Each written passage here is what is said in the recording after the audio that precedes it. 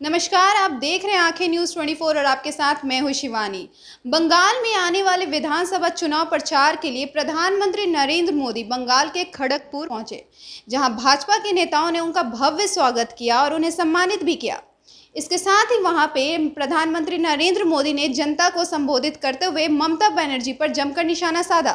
उन्होंने कहा कि बंगाल में भाजपा की सरकार होनी चाहिए। आगे क्या कुछ कहा प्रधानमंत्री नरेंद्र मोदी ने जनता को, आप खुद ही देख लें। ये मेरा सौभाग्य है कि आज इतनी बड़ी संख्या में आप सभी बीजेपी को आशीर्वाद देने आए हैं। आपका ये उत्साह साफ साफ कह रहा है, बंगाल में इस बार बीजेपी सरकार, बंगाल में इस बार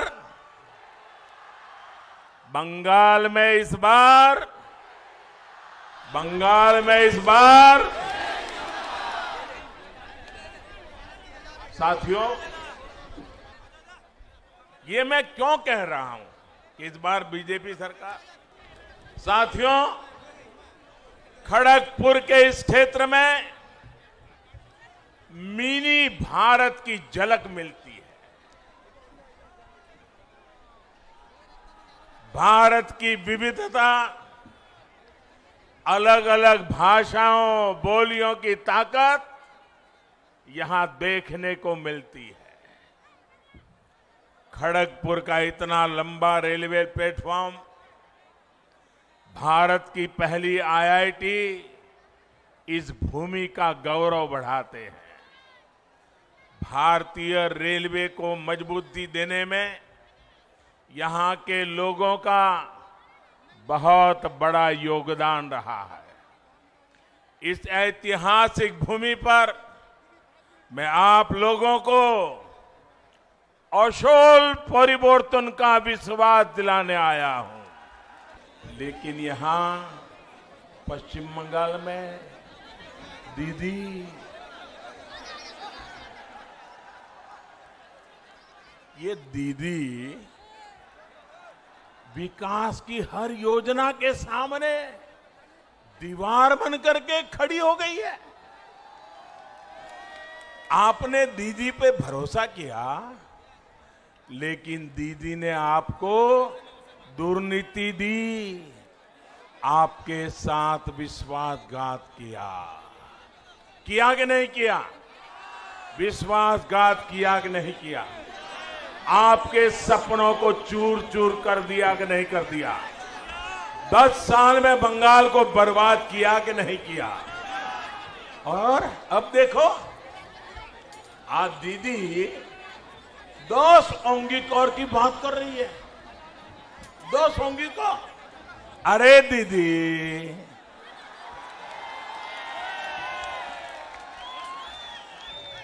बंगाल के लोगों ने आपको 10 साल सेवा का अवसर दिया था, लेकिन आपने उन्हें लूट मार से भरे 10 साल दिए। आपने उन्हें 10 साल का भ्रष्टाचार दिया। आपने उन्हें 10 साल का कुशासन दिया। साथियों, आप मुझे बताइए, यहां केंदू पत्ता बेचने के लिए भी कट मनी देना पड़ता है या नहीं देना पड़ता है? कट मनी देना पड़ता है कि नहीं देना पड़ता है? आदिवासियों को भी देना पड़ता है कि नहीं देना पड़ता है?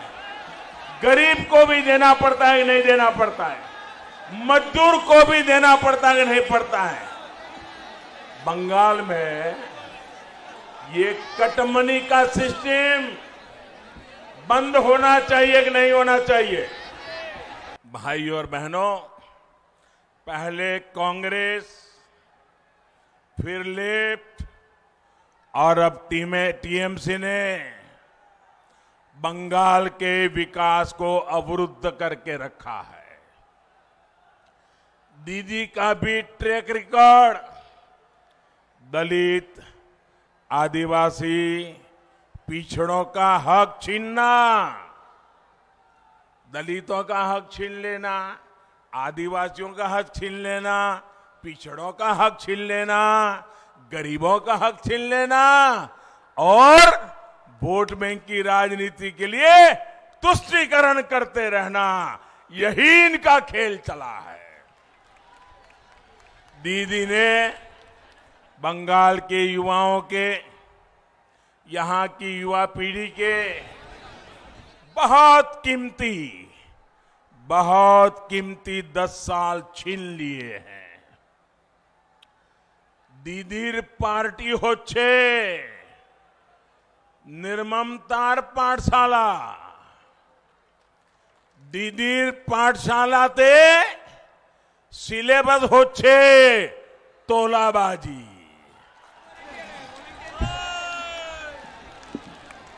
दीदीर पाठशालाते सिलेबस होच्छे कटमनी। दीदीर पाठशालाते सिलेबस होच्छे सिंडिकेट। दीदीर पाठशालात उत्पीड़ने ट्रेनिंग देवा होय, आराजो को तो ट्रेनिंग देवा होय। साथियों, आज पश्चिम बंगाल में शिक्षा की क्या स्थिति है, एक खड़गपुर के लोग बहुत भली भांति जानते हैं। शिक्षक भर्ती के नाम पर यहां का युवा कोर्ट कचहरी के चक्कर लगाने के लिए मजबूर है। दीदी की सरकार नई राष्ट्रीय शिक्षा नीति को लागू करने में मना कर रही है, आना कर रही है। दीदी को पश्चिम बंगाल के लाखों युवाओं के भविष्य की, उनके कैरियर की कोई चिंता नहीं है। मैं बंगाल के नौजवानों को भरोसा देता हूं, मैं बंगाल की माताओं बहनों को भरोसा देता हूं, मैं बंगाल के दलितों को, बंगाल के आदिवासियों को, बंगाल के पिछड़े लोगों को, बंगाल के गरीब लोगों को आश्वासन देना चाहता हूं। अब दीदी को बंगाल के युवाओं के भविष्य के साथ नहीं खेलने दिया जाएगा। वो कहती रहे खेला होवे,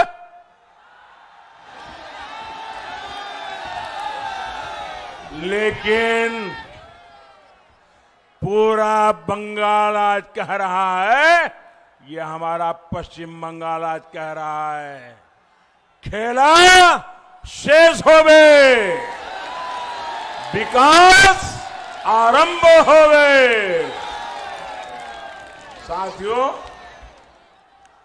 आज दीदी से पश्चिम बंगाल के लोग 10 साल का हिसाब मांग रहे हैं, लेकिन जवाब देने के बजाय दीदी उन पर अत्याचार कर रही है।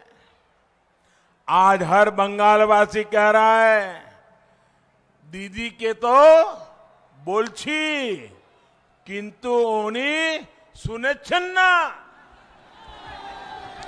अम्फान चक्रवात का हिसाब मांगो तो दीदी को गुस्सा, राशन के चावल की चोरी का जवाब मांगो तो जेल में डाल देती है, कोयला घोटाले पर जवाब मांगो तो पुलिस से डंडे मरवाती है, चाकरी पर जवाब मांगो तो घर जला दिया जाता है। साथियों, आज बंगाल का गरीब पूछ रहा है कि उसको आयुष्मान भारत के तहत मुफ्त इलाज की सुविधा का लाभ क्यों नहीं मिलता। आज बंगाल का किसान पूछ रहा है, उसको किसान सम्मान निधि के हजारों रुपए क्यों नहीं मिले। शहरों में रेहड़ी ठेला चलाने वाले गरीब पूछ रहा है कि उनको पीएम स्वनिधि के तहत आर्थिक मदद सही से क्यों नहीं मिली। आज बंगाल की बहनें पूछ रही हैं कि हर गल जल पहुंचाने के लिए टीएमसी सरकार को जो पैसा दिया था, दिल्ली से पैसा भेजा था, वो पैसा तिजोरी में रख करके क्यों बैठ गई? आज बंगाल का गरीब पूछ रहा है, क्यों ममता सरकार ने लाखों गरीबों को पक्के घर से वंचित रखा? केंद्र सरकार की तरफ से बीते वर्षों में बंगाल के लिए 33 लाख पक्के घर स्वीकृत किए गए हैं। इनमें से लाखों घर अब भी पूरे नहीं हो पाए हैं। दीदी को लगता है कि इन सब योजनाओं का फायदा अगर लोगों को होगा तो लोग मोदी को आशीर्वाद देंगे। 2018 में पंचायत चुनाव में जिस तरह दीदी ने आपके अधिकारों को कुचला, वो दुनिया ने देखा है। जिन लोगों को संविधान ने के आपके इस अधिकार की रक्षा की जिम्मेदारी दी है, वही लोग बंगाल में लोकतंत्र के लिए खतरा बने हुए हैं। साथियों, ये चुनाव सिर्फ विधायक, सिर्फ मंत्री, सिर्फ मुख्यमंत्री को बदलने का ही नहीं है, सिर्फ परिवर्तन का नहीं है, बल्कि सोनार बांग्ला के निर्माण का संकल्प है। हर बूथ पर भारी संख्या में भाजपा के लिए मतदान हो, ये संकल्प लेकर के हमें यहां से निकलना है। तो ऐसे ही दिन भर की खबरों के लिए देखते रहे आंखें न्यूज़ 24। और अगर आपने हमारे चैनल को सब्सक्राइब नहीं किया तो जल्द कर ले। धन्यवाद।